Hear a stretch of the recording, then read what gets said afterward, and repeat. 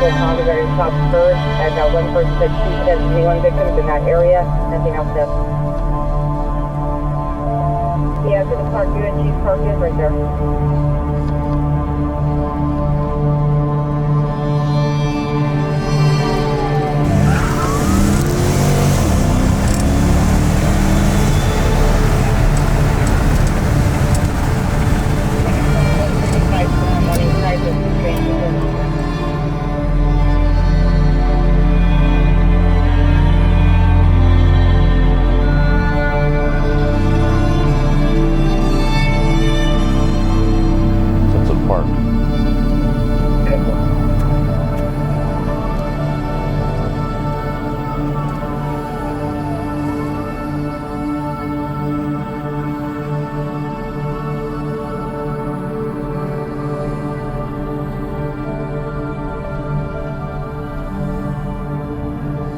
It takes a village to raise a child. And it is saddened to me because everybody don't take that same attitude. Everybody don't believe in the next kid. You know what I mean? I have hope. I have love. And I want them to know, you know, because it hurts me. You know, it really hurts me. Can I take a break?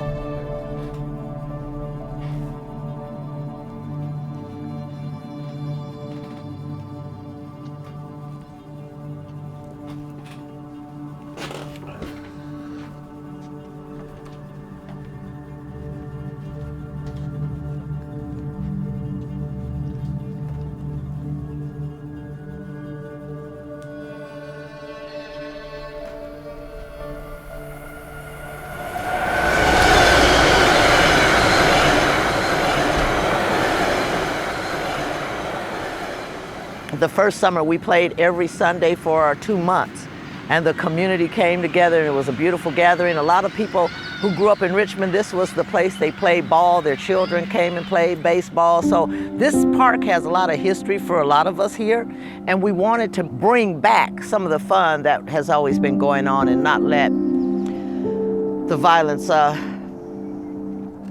deter us from having a better life. I drifted off because right on the other side of these tracks, Xavier, a 14-year-old, was killed on the path that goes across here. And when I looked over, I could see the spot where the memorial was set up. We have too many memorials set up for young people when we should be celebrating life and getting to love the game and the sports that kids play. The park had a sound. It was the sound of kids playing. It was a sound of hopscotch. It was a sound of double dutch. You heard laughter and you heard family, you heard life. And unfortunately, the sounds of violence, the sounds of not having the resources needed overshadowed the sounds that may come into the park. When you take a community and you don't give it the resources that it needs, you kind of look and take the very thing that is the heartbeat and the pulse, and you don't pour into it, the sound eventually fades away. It goes away. When I grew up, the park was everything to us. We didn't have nowhere to go. It was just the park, and that's all we did is play. I see they doing a great job of fixing them up, maintaining the fields and everything, because the city don't do nothing but cut the grass. They don't clean the bathrooms. They got bums living in the bathroom. It's not safe for those kids to be at the park. They just didn't give up. They didn't give up. Then what's left for the kids? What they gonna do? Stay in the house and play PlayStation, and they can't even go in their own neighborhoods and play in the parks? No. That's not what it's for. What are we paying you guys for? What are you guys doing for us? In this particular city, we're a part of what's called the general fund.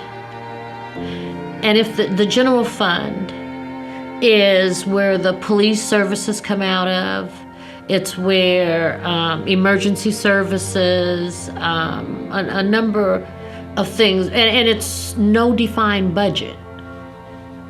So it's like a slush fund. So whenever something comes up and it comes out of the general fund, then we're cut. In fact, the last budget meeting we had, I proposed that they just trash the whole thing and start all over again. And I'll tell you why. Because you have a budget that had about $6 million for personnel and $69,000 for programs. You take $69,000, that's about, what, $3 a year per kid for a program?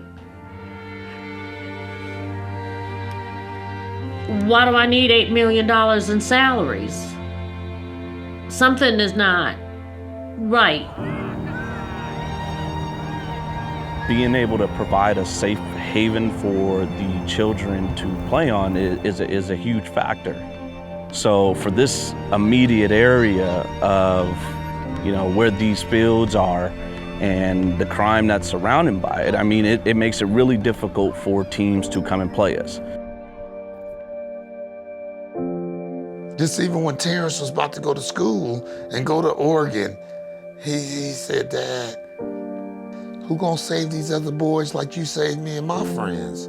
He said, "Dad, I'll come back and help you coach when I'm on spring break or when I'm, not doing nothing." I was like, "All right, I'll do it one more year. I'm gonna see how it go." And then the tragedy happened, with him. And, I was struggling really bad. And then 2 months later, my mom passed. And she helped me raise him since he was 18 months. And he passed at 18 years old. So it was really, I was like, my son, my mother, my family tree pretty much ended.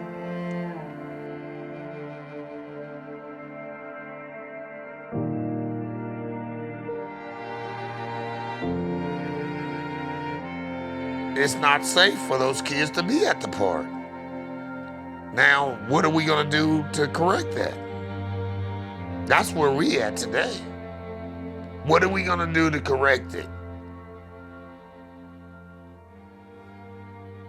Can you answer that?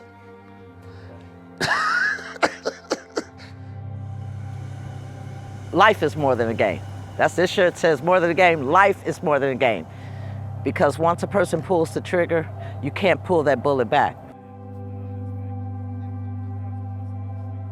We're more than a game, a sports-driven nonprofit organization that performs community outreach and service projects. We help inspire, empower underserved areas, partner with the importance of teaching community leadership and personal growth.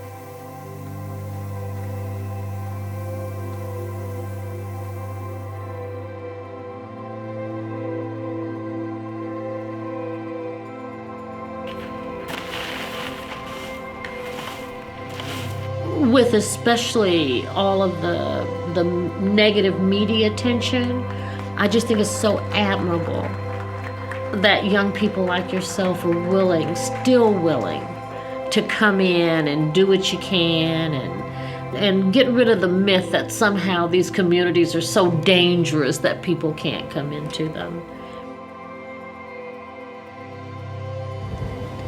Energy breeds energy. When you spread positivity, it brightens everybody's day, and it's really just a domino effect because now she's happy, they're having a great day. And the people she talks to in the stands, they're excited now, so they're having a great day.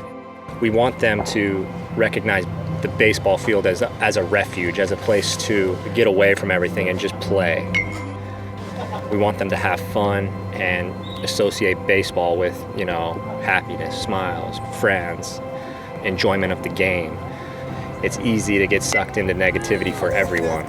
So that's what we're trying to do. We want to give them a positive outlet.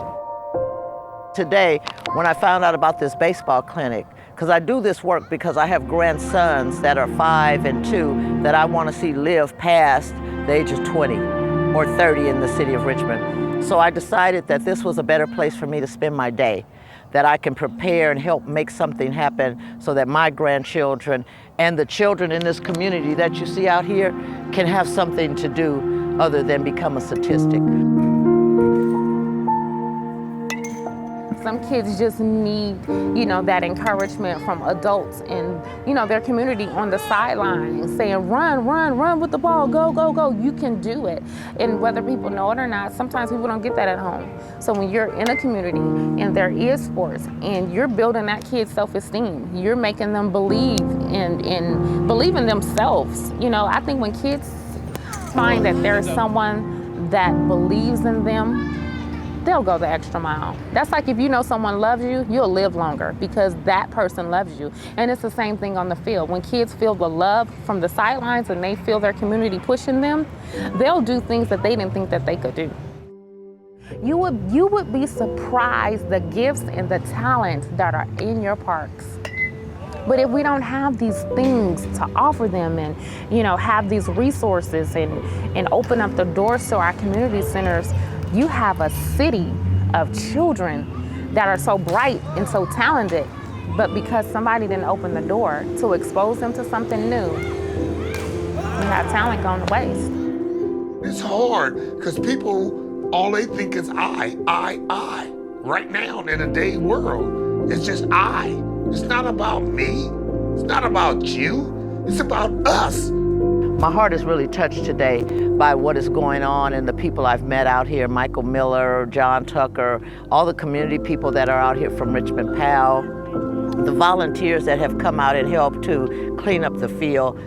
This continues to let me know there is hope for us, the human race, to be able to wake up and help each other versus us watching the news and saying, oh, poor this, poor that, but we're getting up and showing up somewhere. So I'm really touched today to be out here and to have made a conscious decision to bring my grandsons out.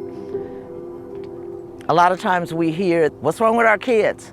But if it's something wrong with our children, we need to take a look in the mirror at ourselves and see what's wrong with us, because our children are a reflection of us.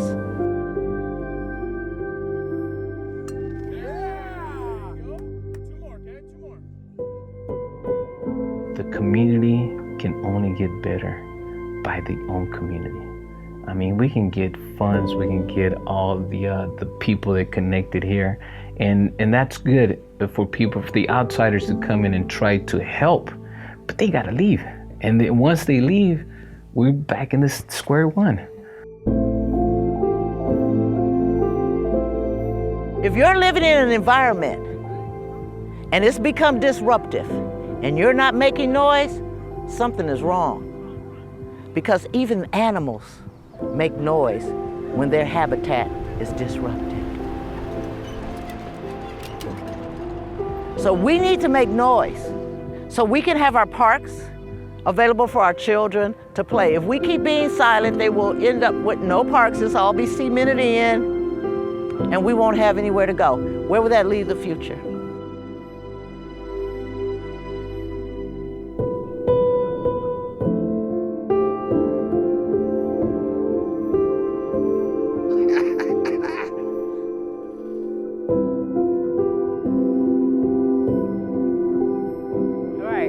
Yeah.